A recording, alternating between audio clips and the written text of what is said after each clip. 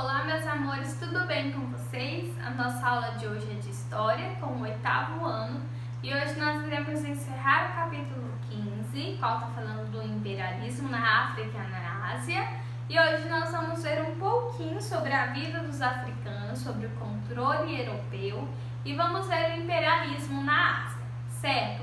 Peço a vocês que abram o livro didático na página 36 para acompanhar a explicação do conteúdo, porque eu vou estar lendo alguns trechos importantes para compreendermos. Vamos lá? Na página 36, nós temos aí como subtítulo A Vida dos Africanos sob o Controle Europeu. Bom, quando os europeus dividiram o território africano entre as potências europeias, os africanos resistiram, A princípio, eles foram dominados, ficaram sob esse domínio europeu. Mas, posteriormente, eles começaram a se levantar e a resistir contra essa imposição de domínio, certo? Agora nós vamos ler aí o segundo parágrafo que diz o seguinte: a educação, em grande parte, ficava sob responsabilidade de grupos religiosos e missionários. Então aqui a gente já vê como que era a vida desses africanos. Bom, eles tinham sua própria religião, sua própria crença.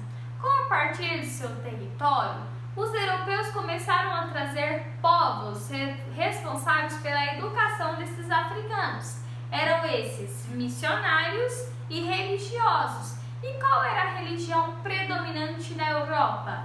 Não era a Igreja Católica? Então esses povos, vieram para a África, não só católicos, mas vieram protestantes da Inglaterra, que aconteceu a Reforma Protestantes, vieram protestantes da França.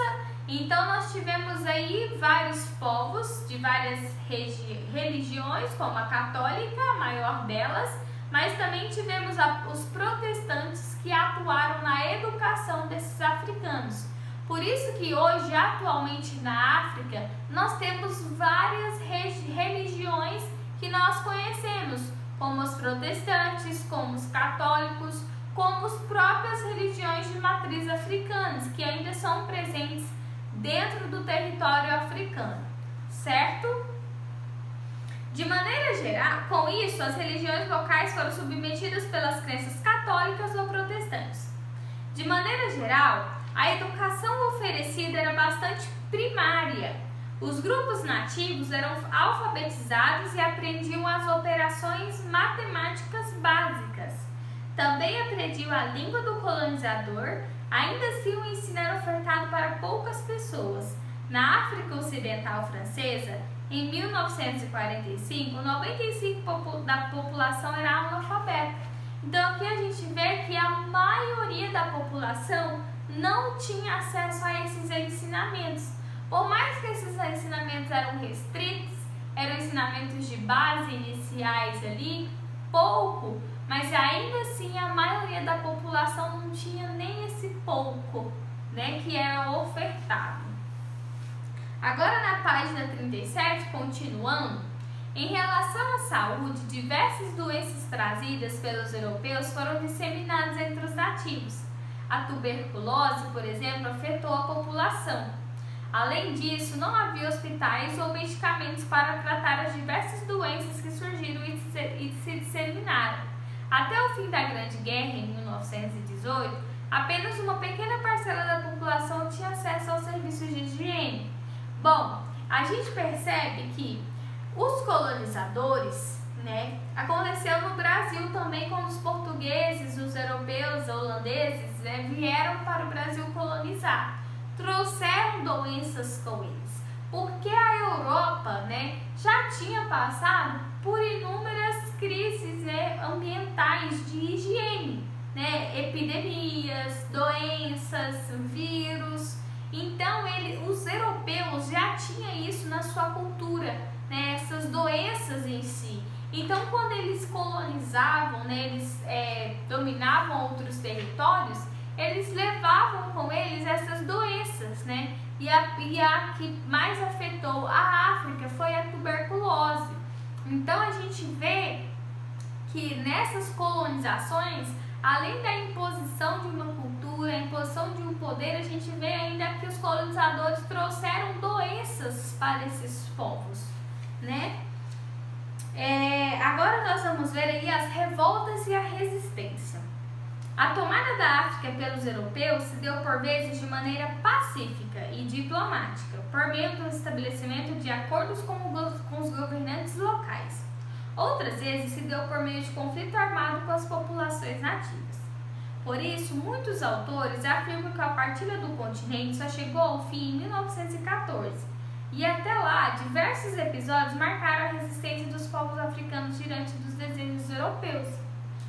Então, aqui a gente percebe que a relação entre europeus e africanos teve sim uma parcela diplomática, ou seja, uma parcela amigável, teve um momento que foi de apaziguamento, né? Não teve batalhas, não teve resistência africana, porque os europeus tiveram contato com aquelas etnias que entravam em conflitos entre si. Então eles tinham contato com essas lideranças e conseguiram um adentramento, né, uma colonização mais diplomática. Mas também teve resistência por parte daqueles que não aceitaram a colonização, certo? Agora aí na página 38, nós vamos ler esse último parágrafo aí que está dizendo o seguinte: essa foi uma das revoltas mais conhecidas que aconteceu, né, dessa imposição, dessa colonização, deste imperialismo na África, certo?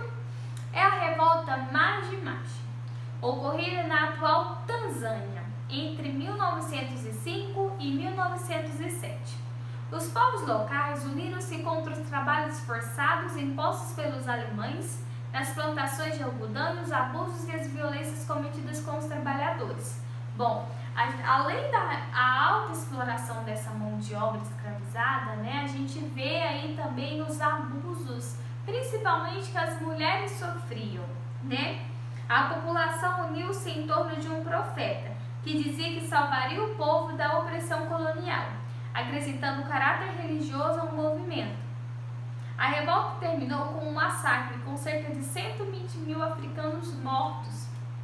Então essa foi uma das revoltas mais conhecidas, né, na região da Tanzânia, ali pela região dos alemãos, certo? Ela foi uma das primeiras manifestações anticoloniais de caráter popular e multiétnico. Outro exemplo é o Grande Levante Zulu, de 1906, ocorrido na África do Sul, contra a cobrança de impostos determinada pelos ingleses. Os Zulus também foram massacrados pelas forças estrangeiras. É claro que o exército europeu, né, esses estrangeiros europeus, eles tinham mais domínio de batalhas, né, como vencer essas revoltas destes africanos. Certo? Agora nós vamos ver o imperialismo na Ásia.